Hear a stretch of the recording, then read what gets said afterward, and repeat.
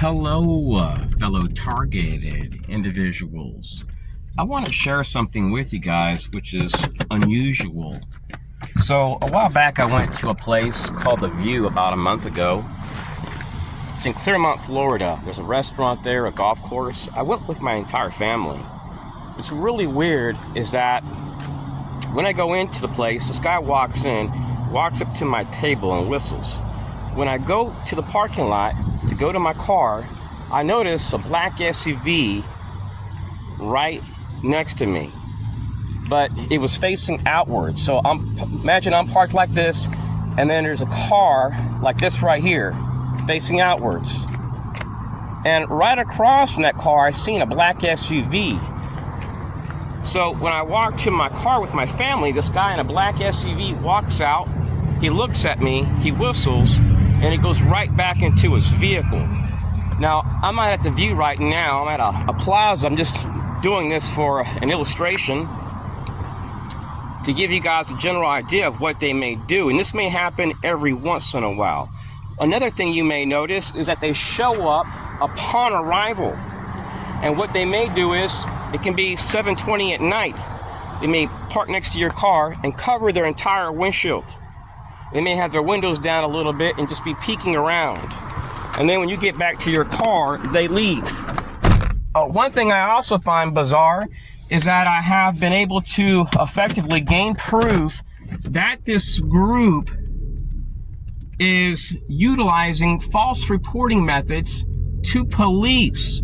And they will utilize women and a variety of other partners. They use men and women, but predominantly women that are in the Army, I mean that are ex-Army. At one time, I was documenting active duty personnel. In Texas, it was the Northern Command in a group that wore black suits and drove black SUVs. Now, there's a place here called Taco Norteno, right here at this plaza. And what's really interesting too is that I documented a similar incident at that same restaurant, but the one in Winter Garden, Florida. Just a little small in the whole taco shop. A guy comes in, and from what I was told, 'cause I questioned the lady, she told me this guy gave her some money and asked her just to walk up to me and whistle, and he would give her more before he left. So I went back there again last week just to get some food. I was on the road, and the lady asked me, am I still being harassed? And I told her yes, but it's every once in a while. Gang stalking is an activity based on trying to make people sick. It's not about counterterrorism, promoting national security. These are sick people.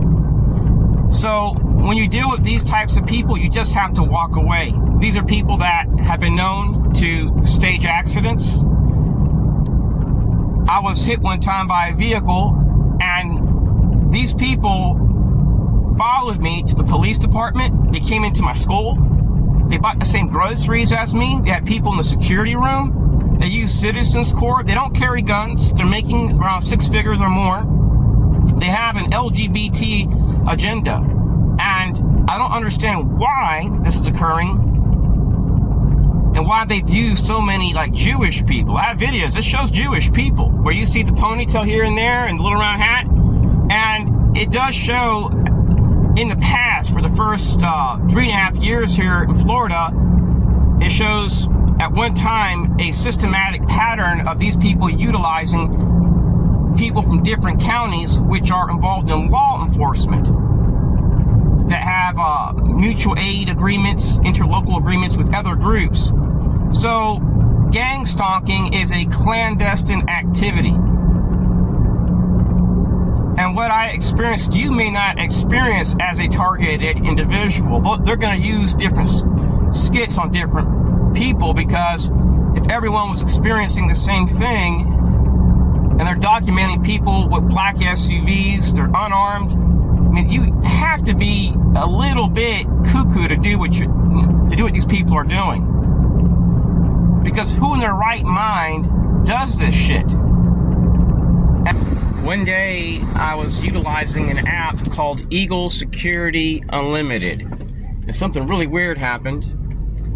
I came out here because the Stingray device showed up at this area right over here, and I seen a white van with its doors open, and there was 3 guys. They had a table in there. They were wearing suits. One of them screams out loud, "He's here." So I knew I was being tracked. I seen a box with antennas. Then right over here is this place called Care Spot. Well, I used to go to that place. I get hives, and next door is a tropical cafe. And these guys would come in, just sit down. They wouldn't eat. They wouldn't buy nothing. They would just look at me and whistle. Notice this pattern. A while back, I went to a place called Mineola, Florida with my family. And I seen these guys show up in a truck. And what was weird was, the past 3 times I had went there, anytime I showed up, these people would show up at the same exact moment as I did. And these guys were hanging off the truck of the bed. So imagine right now, you're on the road and you see guys on the back of the truck holding on. They're sitting on the plastic trim all the way around. And there's some in the middle too. And they show up every time you do. Wouldn't you find that weird? So I'm there with my family and I see this group and they're staring at my family. And one of these guys comes out from that group, walks up to the table, like 80 feet away from the bar area. I'm in the area where people eat, facing the lake. And this guy goes, "Sss." And then he walks to his car and grabs a gun and sits down. So I noticed there was a guy that also showed up and parked next to this truck. And what was really weird was that same day, I had went to a gas station and a library. And this guy walks up to me. The exact moment I go into the store, and he goes, "Sss." And I had 3 other encounters with this same guy, and I have his tag. This guy dressed like an office professional. What he was doing was pretty clandestine. It was like he was trying to sensitize me. I wasn't committing no crime. I'm there to buy stuff. This was happening at the local school, and I had reported this in other schools. And when I reported it in other schools, what's interesting is the video proof shows people wearing black suits, thin black ties. They drive black SUVs. They would go into doctor's offices. They would go into schools and say I'm a terrorist. They would network with the Wounded Warrior Project, like respectable groups. And they would try to outsource to people that are ex-military and disabled veterans and small business owners. This would occur at airports. This would occur overseas, even while eating. One day I was at a restaurant with my family. We're eating food. And this guy's dressed really nice. He doesn't speak English because he was confronted and asked if he wanted a table. And they talked to him in Spanish. He didn't understand. So he walked up to my table and goes, "Sss." In Colombia, when I go to the airport, I'm confronted by somebody that works for security there. I'm assuming it's the Colombian police. And this lady walks right up to me and goes, "Sss." This is some strange crap, fellow TI. So this group has to be clandestine, has to have some type of power with other governments and other government agencies.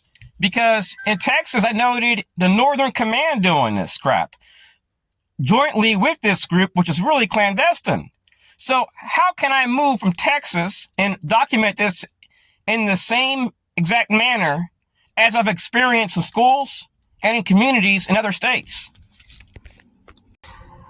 A while back, I went with my family to Mount Dora, Florida. And while I was in Mount Dora, I noticed this guy, which was circling the area while I was waiting in line with my family. And once the parking space in front of this restaurant was available, he parked right there. He never went in the restaurant. The guy was in his, I would say, late 70s, maybe early 80s. And he talked to the hostess, and I couldn't hear the conversation, but I heard a few words, and he was like, that guy right there. So the exact moment when I get to the front door to ask for a table for 4 people, the girl goes, psst. So let me go back. When I heard him say that, I took a picture of his tag, and he is a veteran. And he is also a member of a lodge not too far from there.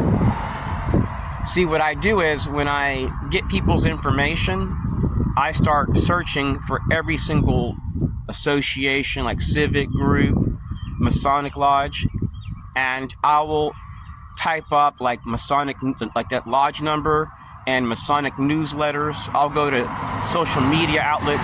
I'll look for pictures on their lodges to find matches. And when I find matches, which is common, it's not a surprise, because our system, they utilize people which will keep secrets. So what's interesting is that in this area right here, where I'm at right now, I have documented quite a few odd things. And when I look at maps of this area to try to figure out where it's coming from, what I find is that these people turn to like small business vendors, veterans. See, about 100 yards from me is a small business opportunity center. And I've tracked in the past some of these perpetrators coming from that area. This bike trail right here is down the road from my house. It's right against the road. I mean, anyone here can clearly see that I'm not out here committing no crimes. I'm just on my e-bike. So what the enemy would do to me for a few years was they would pass by and they would just honk horns. A while back, I was driving to TJ Maxx with my 90-year-old grandmother, and I noticed this car was on our tail, but I did not want to alarm my grandmother. So when we park, these people park next to us, they stay in their vehicle, and something really weird occurs. 4 minutes later, these people, which were parked next to us and also on our tail, ended up walking up to me and my grandmother. They whistle one time and then they leave. So when they did this, they also made a phone call, and I can hear a little bit of chatter in the background. And I heard that they were having a meeting. She wanted to speak to the manager. So the lady says, crap, I can't flag him now. So these people were flagging me in stores in Texas. And to this day, I can prove it because I used to record my conversations discreetly. I used to wear DVR sunglasses and I would clip them onto my shirt. I would wear little mini body cameras like SQ11s or little mini Bob Love cameras, DVR camera hats, DVR camera watches. And these people would admit that they had received a phone call about me. They knew what type of car I was driving. They knew what I looked like. They even knew my name. So these people were tracking me and flagging me at school, places where I ate, and they would even drop off people out of these black SUVs. They were typically always elderly people, and they would ask them to put my food in a to-go bag and whistle. So one day I go to the city hall because I gained a substantial amount of proof of who these people were and how they were utilizing the Citizens Corps programs and Citizens on Patrol and local sheriff association members. And one of these ladies, which was working with these people, I had recorded her being dropped out of a black SUV, going into a place and asking these people to put my food in a to-go bag and asking them to whistle. This same exact lady was in the city hall, and there wasn't one person there except the security guard. All the politicians were all in their offices.